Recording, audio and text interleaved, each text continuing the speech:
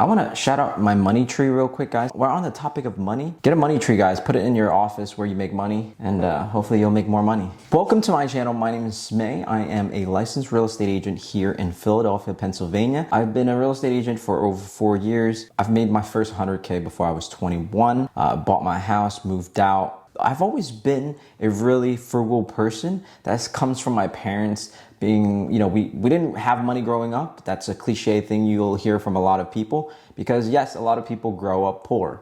And I was one of those people. So growing up without a lot of money, I always wanted things, but I couldn't have them immediately. So I slowly learned, from when I was little to now that I had to save up money if I wanted something. With a little backstory out of the way, I'm going to go into a few ways that I save money. And I'm a frugal person. I used to be called cheap. To this day, my family still calls me cheap. Now, I consider myself frugal, not cheap, because I'm willing to spend money, but only on things that either make me happy or that are necessary. So is that cheap, or is that just being intelligent and not just throwing money when you don't need it and it won't even make you happy? So I have 5 things today that I'm going to share that allow me to save more money. We'll get straight to it. So the first way that I'm frugal and I try to be frugal is cooking at home versus eating out. And I don't know about you guys, but I struggle with this the most, and that's why I'm putting it at number 1. After I moved out, you have to cook everything. And sometimes you just don't have time. Like, I don't have time to cook sometimes. And so I end up usually eating out pretty often, more than I like to, more than I used to. And so I end up saving less money when I do eat out. And I did the math. If I ate out every meal of the day, usually I eat out, let's say like 2 meals a day, eating out, and each meal is like, $15-20, at least here in Philadelphia.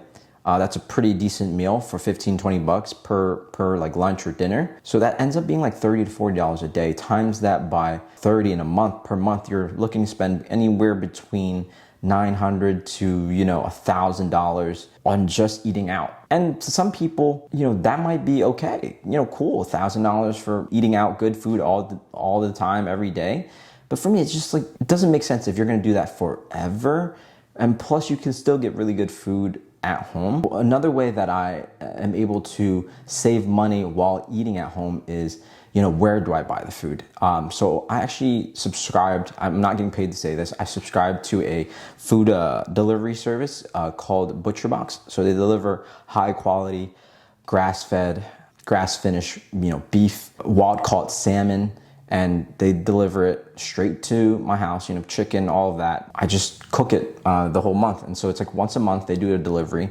And it's not gonna be enough for every single meal of the day, but it allows me and kind of pushes me to cook and eat at home more often. And it's actually a lot of protein, a lot of meat. So, I go to the gym, come home, eat a good salmon or ribeye instead of just going out to eat at a steakhouse, $30, $40 steak. You end up saving a lot of money cooking. If you don't know how to cook, either get a girlfriend who does or learn how to cook. Now that leads me to my next way that I save money. So the second way that I save money is going to Costco. And a lot of food and home essential items I get from Costco, like water, food, plates, gas is huge. And we're gonna talk a little bit more about car and gas in a bit, but just in terms of shopping for home essentials, toilet paper, water, sometimes vegetables, fruits, Costco has really great deals. I live in Philly, and the closest Costco to me is like in New Jersey, so I end up driving across the bridge, paying like a $6 toll, but it ends up being worth it because of how cheap the gas is, and then also how cheap the food and water is. So it either evens out or it ends up being really good, a really good deal, depending on how much I get. So if I get a lot of home essentials that week, ends up being worth it to pay the $6 toll. Or if I'm in New Jersey already for business or family, I usually just go to Costco. Gas is usually like anywhere between like 30 to 40 cents cheaper when you go get gas at Costco. And I'm not too good to get gas at Costco. I don't care how much money I make. If I'm at Costco, I'm just getting gas. I've learned this as I've made more money. as I've made 10, 20, 30K in a month, I still can't understand overpaying for things. Like, I understand if things are just inherently expensive just for the experience, but then if you're overpaying for something like $5, $10 water bottle at like the airport or something like that, it just blows my mind. I'm not too good to shop at Costco. I'll tell you guys that right now. Now, leading to the third way that I am frugal, and that is I drive only Japanese old cars. So my first car that I ever drove and was handed to me by my father was a old Toyota Camry 2009. Very low mileage, all things considering. It was a 2009 Toyota Camry XLE, so it was a V6. But I drove that for a long time. I learned how to drive in that car. And then once I moved out, I gave the car back and bought a 2002 Honda Civic. I drove that for a solid year or two. It was like 150, 160K miles on it, and it needed a new engine replacement. So after driving it for 2 years, which I had great experience. Gas mileage was great. 4-cylinder. If you guys want to watch my video on me reviewing that when I purchased it, feel free to watch it. I saved a lot of money just buying that car cash. I think it was like $3,500. Most things replaced in there: new brake pads, new rims, new. There was a display radio on it from Best Buy, so I got a pretty good deal. Just the car, it was at its end, and I sold it in, scrapped it for I think like $500. So all in all, I ended up getting an accident also in that Honda Civic, and I got paid out like $1,800 from the insurance. So honestly, like, that car basically paid for itself, especially with how much work. I was driving it to home showings, property showings as a real estate agent. I was closing deals in that car. And, a lot of people made fun of me for it. Honestly, like, I'm at the point in my life where I don't get affected when people laugh at stuff like that. Like, I used to when I was younger. Like, I was like, oh, you drive an old car and stuff like that. But I'm at the point now where it's kind of like, I'm doing me and I'm happy. I get to use the money in other places. Like, if you guys follow me on social media, you guys might think I spend a lot of money, but I don't, because I travel a lot, and we'll get to that about traveling on a budget. But Japanese made cars, guys, if you guys don't know, you guys are watching this and you guys are wondering what car I should drive, what's my first car, how do I save money, what car do I get a Japanese made car, low mileage, cheap as possible. Honda Civics, Toyota Camrys, Toyota Corollas, Honda Accords. Any Japanese made cars, they last you a long time. They're easy to fix up too. So if you need a part replacement, they're usually really cheap to install, labor and parts. They're really great on gas mileage. Like, if you have a Toyota Prius, like, I think it's like over 100 miles per gallon. Like, that's insane. And so I now drive, after scrapping the Honda Civic, I now drive a Toyota Camry, a 2004 Toyota Camry. And I also made a video about that, and I bought that cash as well.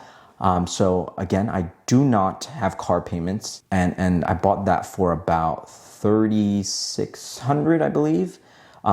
Put some, a few $100, $100 or $200 into fixing up things and getting the AC colder and stuff like that in the summer. Besides that, like, it runs perfectly.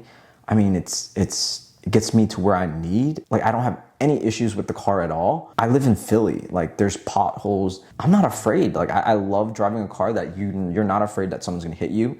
You're not afraid of, like, bumping into, the curb a little bit. It's a car that's meant to be used, If you get a brand new car in Philly, like, the anxiety for me, when I drive other people's brand new car in Philly, I have anxiety, like, driving. Like, I'm a good driver. I've never had an accident for years. Like, I've been driving over, knock on wood, I've been driving for over almost like 6-7 years now. And like, I've never had an accident that was my fault. Like, people hit me. Try not to. If you live in a city that people are crazy, drive crazy, and you're trying to save money, don't get a car that's going to be a headache. Car insurance as well. I only pay $100 like a month for car insurance. I know some of my friends are paying like $300-$400 a month for car insurance. That's insane. I love Japanese made cars just because of that. I think Like obviously one of my dream cars, and I have it on, you know, my dream board is a LaFerrari.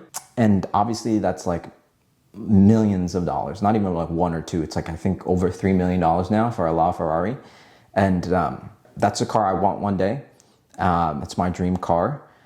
I'll probably get like, you know, my mid-tier car where like, you know, I'll have a little bit more money.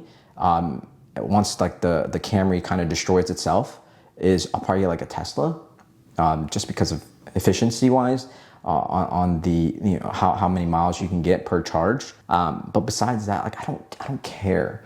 Like I don't care what specifically, what it looks like, what it sounds like, at least right now. Like we're in the building stages, so it doesn't make sense to try to impress or flex anyone. Like if you're broke or if you're not rich, don't act rich yet. And honestly, even if I'm rich, I'd rather just be quiet rich. Like I don't want to be famous. I actually genuinely enjoy just helping people. So if you guys find value so far in this video, please, please, please help me grow this channel by clicking the like button and hopefully subscribing if you guys want to see more videos like this. And now I'm going to go into the fourth way that I am frugal, and that is house hacking. So I purchased a duplex, 6 bedrooms, 6 bathrooms total. So 3 bedrooms, 3 bathroom in each unit. And I fully rented out one unit for $1,800 a month. And then my bedrooms, I live in one of the bedrooms in another unit. So that itself is already house hacking. Now I go even further by renting out my bedrooms in my unit. So I have 2 bedrooms that I actually rent out in my unit. I actually have one available right now that I need to find someone, a roommate for. I've been living with roommates ever since I moved out. It's been fun. You learn a lot. I learned so many things about living on your own from some of my roommates just because they've done it already for a long time. So my mortgage is a pretty significant amount, and utilizing the rental payments that my roommates and tenant pay me, I use that money to pay towards the mortgage. And so the mortgage ends up being very little. Ideally, in a perfect investment situation, that would be even like flat even and you live for free. But you know, I pay very little to live on my own in a really nice place. So, you know, I have my own bedroom, my own bathroom, my own office space. We have rooftop access, so we get to see fireworks. We get to see the whole city, and so that's how I save money with my housing, by house hacking it and making my mortgage payments much less every month. Now, moving on to the 5th and final way for this video, at least, that I save a lot of money and be frugal is when I travel, or in general, I always use credit cards. So I use credit cards to save for cashbacks and for reward points such as Amex or Chase. And then for like 2% back, most credit cards, you know, that are good will have minimum 2% back, like Apple Card or, you know, the Citi Double Cashback. So every card minimum, you can be saving 2% back with every purchase. So if you're spending like $1,000 a month, that's like 20 extra bucks. You know, if you found 20 extra bucks on the floor, wouldn't you be happy, right? So, you know, if you're spending $2,000 a month, that's 40 bucks. And then one of my rules that I love going by is the more money you save is money you make. Put more money back into your pockets by using credit cards. And it's generally just safer to use a credit card, by the way, because if there's unauthorized purchases, your credit card company won't force you to pay it, and it's a quicker process to resolve it, opposed to if you use your debit card and someone gets your credit or debit card information. Now you're gonna have to go to the bank, do, you know, extra steps of saying, hey, this wasn't me, this and that, and then they have to approve it. Credit cards is just, okay, this wasn't you, someone used your credit card information, cool, we'll send you a new card, don't even worry about it. Use credit cards, and with those credit cards cashback or reward points, how I go even further is I use reward points for traveling instead of paying for flights. Me and my girlfriend, we went to Hawaii last year, and the entire flight there and back round trip for both of us was fully paid for by using points. Now, I actually had to pay for a little bit, like $100 or $200 for extra with the points to, I think it's like taxes or whatever. It otherwise would have been like over $1,000 round trip for both of us. And I ended up only paying like $100 or $200, right? So utilizing credit card points Amex or Chase can save you a lot of money. I know it does save me a lot of money. That's how I use credit cards to my advantage. I save money every time I purchase something. Then I also save money when I travel. And you can go a step further by using credit card points, transferring them out to a credit rewards program like British Airways or Singapore Airlines, Emirates. Book flights through those companies. Now the credit card points you transfer are actually like, they give you a bonus. So like if you have 100K Amex points, you can transfer it like to British Airways for like 120K British Airways points. You get a little more value just booking through a different program.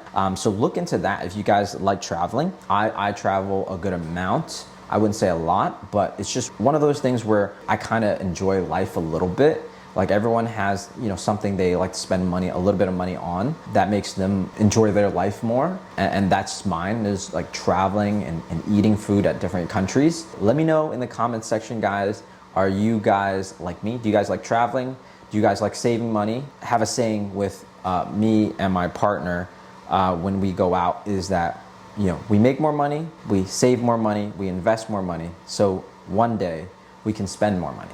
We always say that to remind ourselves when we go out so we don't spend too much money, because we need to invest more of it, and so that the investments can make us more money in the future. Now that's a whole nother video of, maximizing, your savings into investments. So let me know if you guys are interested in that video, and we can definitely make that for you guys. If you guys learned anything here, please click subscribe for me again, and share this video if you guys know someone that either likes saving money like me or needs to save money. Maybe share this with your partner as well, your girlfriend, boyfriend, husband, wife, that kind of just like, hey, we should watch our budget. I want to save money until I'm a multi-millionaire, so that my investments, the money that I save, can work for me and can make money for me when I'm asleep or when I'm traveling, when I'm not working, so that I never have to work again. Freedom is the goal, guys. I'll catch you guys in the next video.